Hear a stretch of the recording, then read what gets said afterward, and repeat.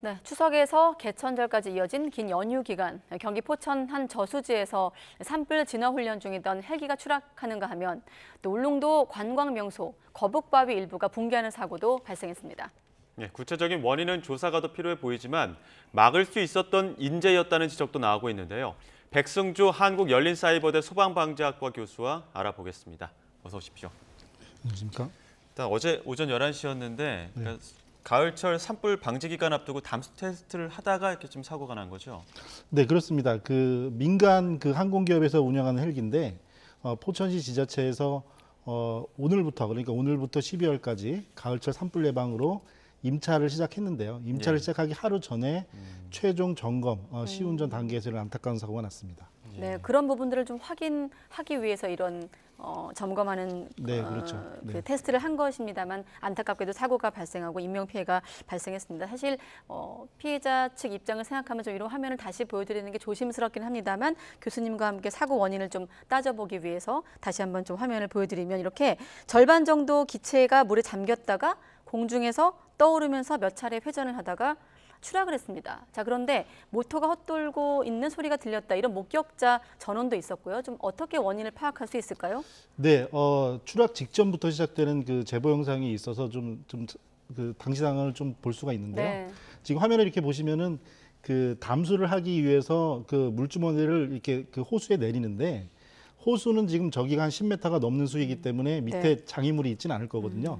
그런데 이제 헬기가 조금 빠른 속도로 순식간에 동체까지 잠길 정도로 그 뒷부분에 꼬리 날개가 있습니다. 그래서 헬기가 뜨기 위해서는 프로펠러가 있는데 뒷부분에 꼬리 날개가 방향도 조절을 하지만 헬기 때문에 이렇게 회전하는 동체가 회전하는 걸 막아주거든요. 근데 지금 수면에 부딪힌 직후에 바로 떠오르면서 이제 회전하는 거를 보면 네. 이렇게 화면상으로 지금 저기 자세히 보면은 부딪히는 순간에 이탈되는 파편들이 보이거든요. 그래서 이제 그게 꼬리 날개, 그 테일 로터라고 하는 그 얘기가 있는데 어쨌든 네네. 그 사고 직후에 동체가 회전하는 거로 봐서 파손이 되었던 정지가 됐던 꼬리 날개 쪽의 충격이 좀 사고에 문제가 좀 되지 않았나 이렇게 좀 추측이 됩니다. 일단 조종사는 40년 가까이 헬기 운전을 했었던 조종을 네. 했던 그런 베테랑으로 알려지고 있는데 지금 단독 비행 중이었잖아요. 원래는 네. 기재된 자료에 따르면 탑승 인원이 2명이었는데 이 부분도 좀 조사가 필요한 것 같더라고요. 네, 항공객의 명단은 철저하게 작성을 해야 되는데 아무래도 조금 거기에 좀 미흡했던 부분 같고요. 산림청에서 40년 이상 근무하신 말 그대로 베테랑이 그 어원 자체가 퇴역군인이잖아요. 그러니까 수십 년의 경력을 가진 베테랑 그 조종 전문가이신 것도 분명하고, 네. 예, 그래서 이제 사고 원인은 좀 자세히 봐야 되겠고요. 그래서 조금 그 너무 낮게 수면에 이렇게 부딪히는 상황에서 일단 과정은 그렇게 된 것으로 보입니다. 네, 아까 예. 꼬리 날개 이 네. 부분 언급하셨는데 그런 사고 원인들을 좀 정확히 알려면 중요한 과정 가운데 하나가 기체 인양 아니겠습니까? 그런데 네, 그렇습니다. 헬기를 인양하는데 상당한 시간이 걸리는 거죠. 네, 그렇습니다. 이제 그래도 일단은 좀 말씀드리고 싶은 거는 네. 지금 현재부터도 안전이 중요하거든요. 그래서 저기가 이제 그 호수가 그 고모저수지가 이제 수류가 빠른 곳이 아니고 고여 있는 곳이고요. 예. 그리고 저기 그 안타깝게 지금 그 저기 사망하신 기장분도 기체 내에서 발견을 했거든요. 예. 시간 이후에. 그렇기 때문에 동체 위치도 파악이 돼 있고 근데 수심의 깊이가 좀 깊은 상태고 하니까 10m가 넘습니다. 저 위치가. 예. 그래서 조금 서두르지 말고 뭐 당장은 뭐 일주일 정도 소요한다 이렇게 얘기가 나오지만 네. 조금 더 신중하게 판단하더라도 늦어지더라도 지금 또 그 희생자분 인양까지도 했잖아요. 네. 그렇기 때문에 내일 부검을 앞두고 있다고 하는데 그래서 좀 정확한 원인 조사는 당연히 필요합니다. 그런데 네.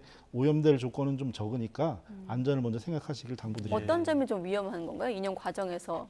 네, 주의해야 아무래도 될 점이 헬기 있다면, 자체가 중량체이고요. 그리고 그거 자체를 인양하는데 저희가 바다 같으면은 대형 해상 크레인 장비들이 마음대로 경로를 이동할 수가 있는데 예. 저기서는 바지선이나 해상 크레인 같은 거를 저수지니까. 마음대로 할 수가 없잖아요. 네. 그러다 보면은 여러 장비들이 같이 드는 협업들이 필요하게 되는데 그러다 보면 서두르다 보면 또 사고가 날 수 있죠. 그렇군요. 네, 지금 그렇게 이렇게 생각합니다. 추락 헬기 사고가 날 때마다 항상 지적받는 문제 중에 하나가 헬기 노후화입니다. 지금 이 네. 헬기도 40년 이상 노후화된 것으로 알려지고 있고 네. 지난 3월 그 강원도 영월군에서 추락한 헬기가 또 같은 기종이라는 이야기가 있어서 헬기 어떤 노후화에 대한 문제점은 없었을까요? 네, 그 항공기가 이제 수십 년의 기령을 가졌을 때 이제 두 가지 얘기를 할 수가 있습니다. 제대로 정비되고 관리되고 운영한다면 일단은 그게 안전성이 검증이 된 거기 때문에 새로 나온 기종보다 오히려 더 안전할 수 있다 이런 얘기도 하는데요. 예. 근데 이제 아무래도 그 40년 이상 된 그 항공기가 지금 국내 민간 항공기가 민간 헬기로만 따지면 전체의 60%를 차지하고 그 중에 30%가 40년 이상의 수령을 가졌습니다. 그렇기 때문에 여러 가지 안전 운영이나 점검들을 당연히 하지만 이렇게 노후 헬기를 항공 선진국에서 수입해서 사용하는 이런 흐름은 좀 매듭을 끊어갈 때가 되지 않았나 이렇게 생각합니다. 사실 헬기 추락 사고 나왔을 때 그 노후된 헬기 얘기를 저희가 많이 진단을 해봤고 네. 그때마다 노후 헬기는 퇴역 기준이 따로 없다고 했거든요. 근데 네. 이제는 좀 사고 발생이 좀 전환이 필요하다 이런 말씀이시군요. 물론 그렇습니다. 물론 네, 조금 더 막대한 설명해 주시죠. 예산이 네, 들고 중요한 대목 같아서. 막대한 예산이 들고 힘든 일이 됩니다. 근데 그렇지만 제가 좀 비약을 하자면 네. 우리나라 중고차를 동남아로 수출을 하잖아요. 그 외국에서 중고차를 사용해서 수입해서 쓰는 일은 없습니다. 네. 그래서 헬리콥터 같은 경우도 항공 선진국에서 15년, 20년 기령된 퇴역 항공기를 가지고 와서 선박도 마찬가지고 정비하고 해서 잘 운영을 합니다. 우리가 이제 검사하고 점검하는 거는 기계적으로만 점검하는 게 아니고요. 네. 그 장비도 장비지만 AS 지원 시스템, 운용 시스템, 그리고 그 직원 관리들의 교육, 훈련 이런 것까지 전부 다 따져보거든요. 그래서 세밀히 보긴 하지만 본질은 노후됐다는 부분이죠. 예, 그런 부분은 조금 그걸 지금도 지자체가 또 빌렸잖아요.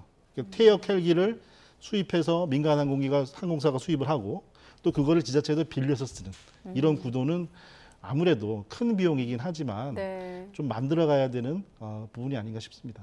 그런 부분도 언급해 주셨고 본질은 노후된 헬기다라는 네. 말씀이신데 분명히 하나의 결이 있습니다. 네, 정책과 법도 한번 따져보겠습니다. 지난해 말에 국토부가 40년 이상 헬기에 대한 가망 검사를 연 1회에서 2회로 확대하면서 이렇게 좀 어쨌든 그런 관리 방안을 마련했는데 실효성이 어느 정도인가요? 네, 지금 현재 그런 제도를 강화하는 부분에서도 이제 가망 검사라는 게 네. 가망 증명을 받습니다. 그러면 그걸 연 2회 한다는 것도 그만큼 기존의 연 1회보다 강화된다는 측면도 있고요. 네. 가망을 하게 되면 역시나 기계적인 기술적인 부분을 떠나서 관리의 운영 모든 것을 포함해서 하거든요. 네. 그렇게 되는 부분이 있는데 아까 말씀드리지만 지금 이번에 그 사고가 난 항공사도 제조사는 그 유럽에 있는 그 다국적 기업의 제조사지만 40년이 넘었고 그리고 10몇 개 되는 국내 민간 항공업체 중에서도 그래도 중상위권에 드는 업체입니다. 그런데도 규모가 크고 작고를 떠나서 30% 정도가 40년 이상의 헬기라는 거. 예, 그런 부분에서는 이제 안전관리자들은 분명히 강화하는 게 좋은데요. 일단은 점점 더 강화하고 또 예산을 투입을 하고 그렇게 돼서 좀 신형 그리고 제대로 검증된 그런 좀 헬기들로 바꿔가는 천천히라도 그런 쪽으로 좀 방향을 잡아야 될 것 같습니다. 가망 검사라는 게 기체 안전성 확보 여부를 확인하는 검사인가요? 그러니까 항공 여부를 판단을 하고요. 그 자체를 감독한다는 개념으로 보시면 됩니다. 감독한다는 그렇기 네. 때문에 예. 기계 자체만 보는 것이 아니고 포괄적으로 모든 것, 회사, 운영, 네. 심지어 재정까지도 모든 것을 다 판단해서 저 증명을 하고 있습니다. 네. 근데 지난해 이제 산불 한창 심각했을 때도 이제 헬기 노후화나 이런 부분 때문에 산불 진화에 좀 어려움을 겪었다 이런 이야기 나오는데 네, 그렇습니다. 올해도 이제 산불 방제 기간 앞두고 지금 이런 사고가 나서 혹시라도 방제 기간 앞두고 좀 전수조사라든지 아니면 노후화된 헬기에 대한 어떤 특별한 또 점검이 좀 필요한 건 아닐까요? 헬기 항공기에 대한 점검은요. 선박이나 차량보다도 훨씬 더 강화가 돼 있고 그래서 지금 현재 제도를 철저히 지키는 부분을 우선 해야 될 것이고요. 예. 그리고 지금 현재 간단한 점검을 가지고 운용을 하고 안 하고를 판단하는 부분보다는 말씀드린 대로 전체적인 그 운영률을 높이는 게 필요합니다. 예. 전체 헬리콥터가 지금 국가에서 관리하는 것도 그렇고 민간 항공도 그렇고 운영률이 많이 떨어지고 있어요. 그러니까 이걸 그 교차를 해가지고 교본을 해서 사용을 해서 이렇게 성능을 높이는 게 아니고 성능 자체가 이제 망가지게 되는 그런 것들이 많다 보니까 예. 그래서 그런 부분도 좀 개선을 해서 좀 예산에 대한 부분이지만 네. 좀 시장에 대한 확대가 필요합니다. 네, 알겠습니다. 특히 이번 사고가 가을 산불에 대비해서 방제 훈련하던 중에 발생을 했거든요. 네, 물론 그렇습니다. 이번 사고 원인 규명과 앞으로 또 대책을 좀 마련하는 게 시급합니다만 나오셨으니까 산불에 대한 대비 이 시점에서 어떤 점이 좀 중요하다고 보십니까? 날씨도 좀 건조하거든요. 네, 지금 경기 북부 지역도 그렇고 가을 산불이 위험한 부분은 1년 중에 마르고 탈 것이 가장 많을 때가 가을입니다. 마르고 탈 것이 네, 많다. 예. 이제 낙엽이 떨어지고 그것이 말라서 쌓이게 되잖아요. 네. 그리고 그래서 산림 지역, 밀집 지역에서 화재가 가장 위험하게 되고요.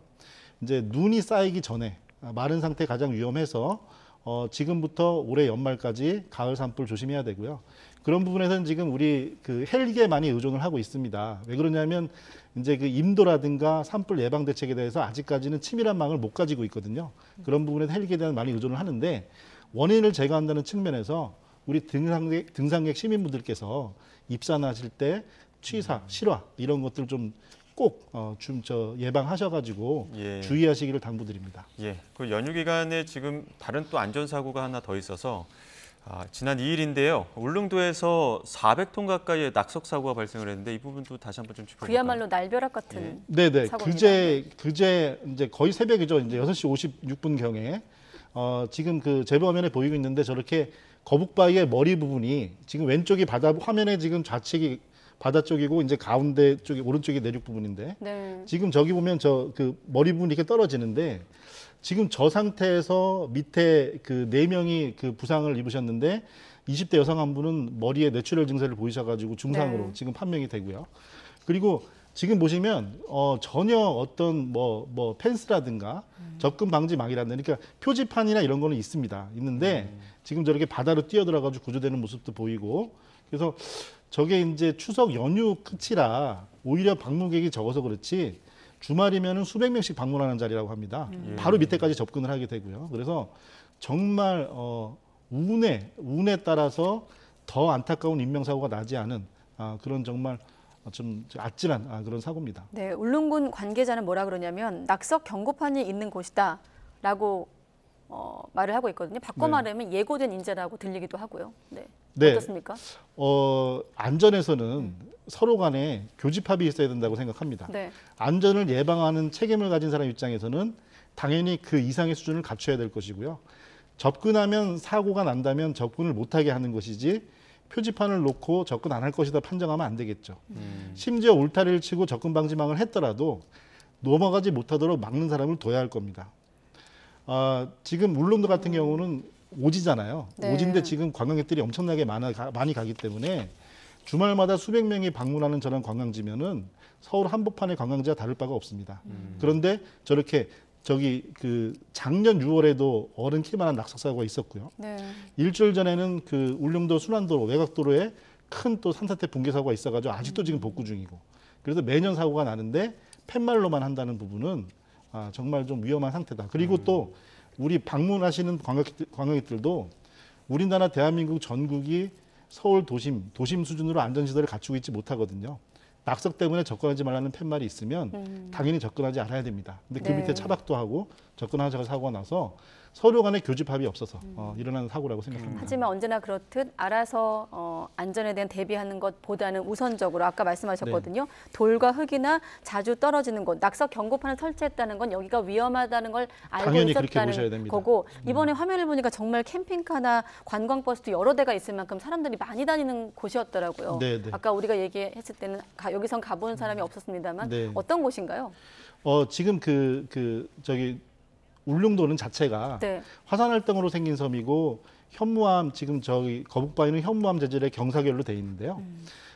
지금 저 거북바위에서도 낙석 사고가 작년 6월달에 있었고 그리고 지금 현재 저 보이는 결이 그 떨어지는 결로 수직으로 떨어지는 결로 돼 있거든요. 그래서 미리 좀 예상할 수가 있는 그런 사고이기도 하고요. 네. 그리고 좀 그런데 조금 지자체분들도 어떤 한계가 있는 부분이 뭐냐면 울릉도 전역에 저렇게 붕괴 위험지구가 파악된 곳이 35곳이라고 합니다. 그렇기 때문에 적극적인 부분이 당장은 어렵겠지만 위험도가 높은 만큼 좀 적극적인 조치를 이제라도 네. 저기와 다른 곳도 해야 되겠습니다. 네, 이제라도 네. 말입니다. 네, 백승주 한국열린사이버대 소방방재학과 교수와 함께했습니다. 고맙습니다. 감사합니다.